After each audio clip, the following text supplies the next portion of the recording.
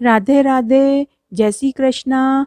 मैं सीमा सिंह बड़ों को चरण स्पर्श, छोटों को प्यार और बराबर वालों को तहे दिल से नमस्कार करती हूँ। आज मैं आपको श्रीमद् भगवत गीता का पहला अध्याय सुनाने जा रही हूँ। धृतराष्ट्र बोले, हे संजय, धर्म भूमि कुरुक्षेत्र में इकट्ठे हुए युद्ध की इच्छा वाले मेरे और पांडु के पुत्रों ने क्या किया?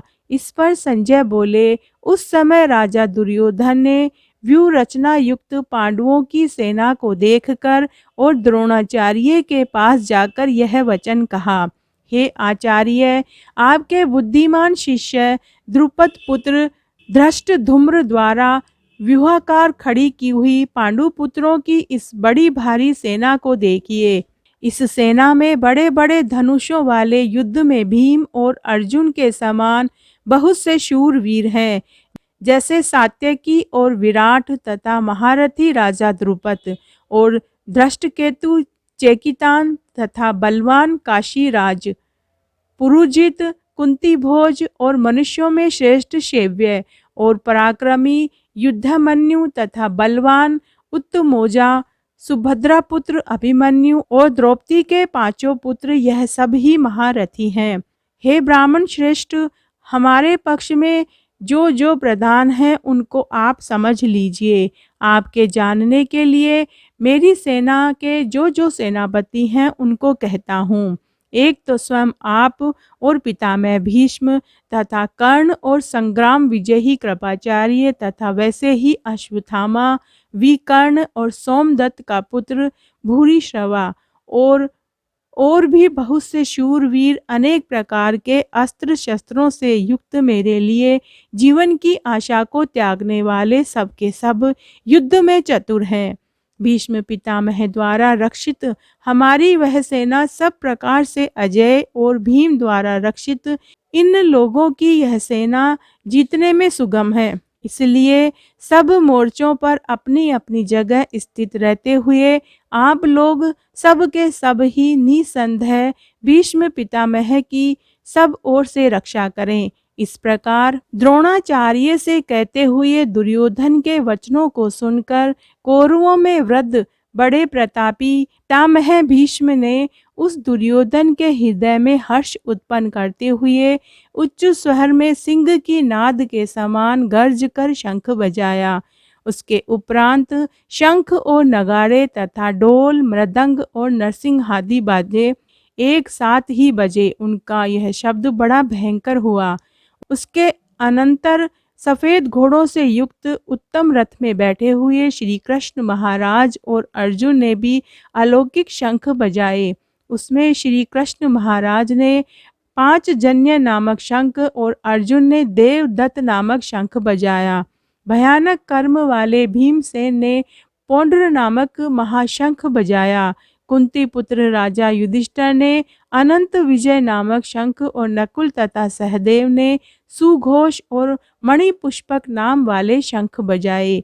श्रेष्ठ धनुष वाले काशीराज और महारथी शिखंडी और धृष्टद्युम्न तथा राजा विराट और अजय सात्यकी तथा राजा द्रुपद और द्रौपदी के पांचों पुत्र और बड़ी भुजा वाले सुभद्रा पुत्र अभिमन्यु, इन सब ने हे राजन अलग अलग शंख बजाए और उस भयानक शब्द ने आकाश और पृथ्वी को भी शब्दायमान करते हुए धृतराष्ट्र पुत्रों के हृदय विदीर्ण कर दिए।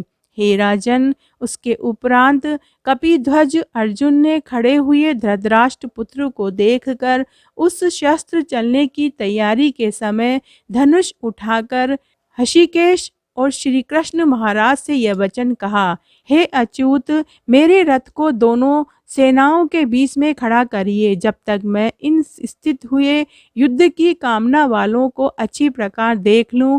इस युद्ध रूप व्यापार में मुझे किन किन के साथ युद्ध करना योग्य है। दुर्बुद्धि दुर्योधन का युद्ध में कल्याण चाहने वाले जो जो ये राजा लोग इस सेना में आए हैं, उन युद्ध करने वालों को मैं देखूंगा।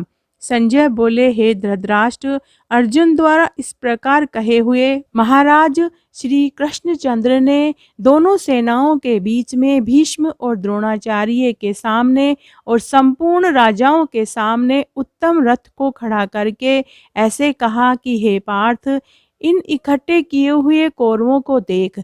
उसके उपरांत प्रथापुत्र अर्जुन ने उन दोनों ही सेनाओं में स्थित हुए पिता के भाइयों को, पितामह को, आचार्यों को, मामों को, भाइयों को, पुत्रों को, पोत्रों को तथा मित्रों को, ससुरों को और सुहृदों को भी देखा।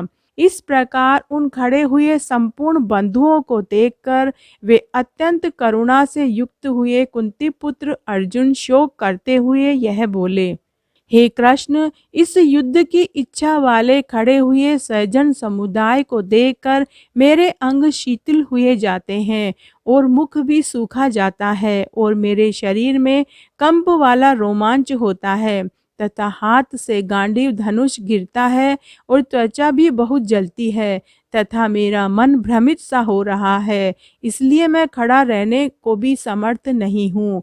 हे केशव, लक्षणों को भी विपरीत ही देखता हूँ तथा युद्ध में अपने कुल को मारकर कल्याण भी नहीं देखता।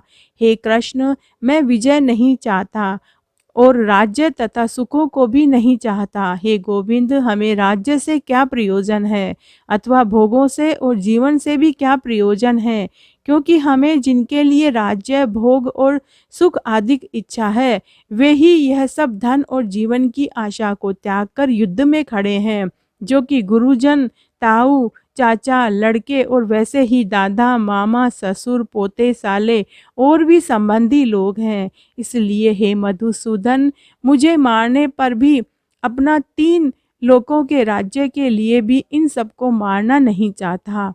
फिर पृथ्वी के लिए तो करना ही क्या है। हे जनार्दन, धृतराष्ट्र के पुत्रों को मारकर भी हमें क्या प्रसन्नता होगी। इन आतताइयों को मारकर तो हमें पाप ही लगेगा। इसलिए हे माधव, अपने बांधव धृतराष्ट्र के पुत्रों को मारने के लिए हम योग्य नहीं हैं, क्योंकि अपने कुटुंब को मारकर हम कैसे सुखी होंगे। यद्यपि लोभ से भ्रष्टचित्त हुए यह लोग कुल के नाशकृत दोष को और मित्रों के साथ विरोध करने में पाप को नहीं देखते हैं, परंतु हे जनार्दन, कुल के नाश करने से होते हुए दोष को जानने वाले हम लोगों को इस पाप से हटने के लिए क्यों नहीं विचार करना चाहिए, क्योंकि कुल के नाश होने से सनातन कुल धर्म नष्ट हो जाते हैं। धर्म के नाश होने से संपूर्ण कुल को पाप भी बहुत दबा लेता है तथा हे कृष्ण, पाप के अधिक बढ़ जाने से कुल की स्त्रियां दूषित हो जाती है। हे वाष्णेय, स्त्रियों के दूषित होने पर वर्ण संकर उत्पन्न होता है और वह वर्ण संकर कुल घातियों को और कुल को नरक में ले जाने के लिए होता है।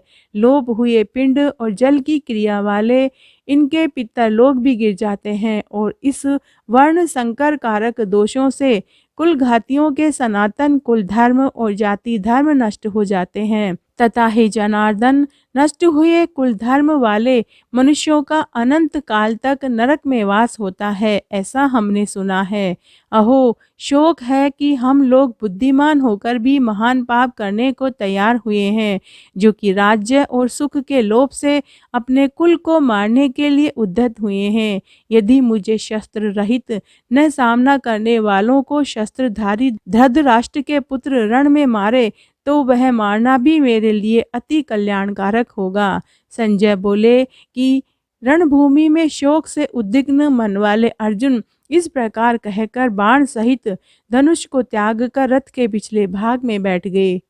तो आज मैंने आपको श्रीमद् भगवत गीता का पहला अध्याय सुनाया। अगर आपको ये पसंद आता है तो कमेंट बॉक्स में जय हो श्री नारायण या ओम नमो भगवते वासुदेवाय जरूर लिखें।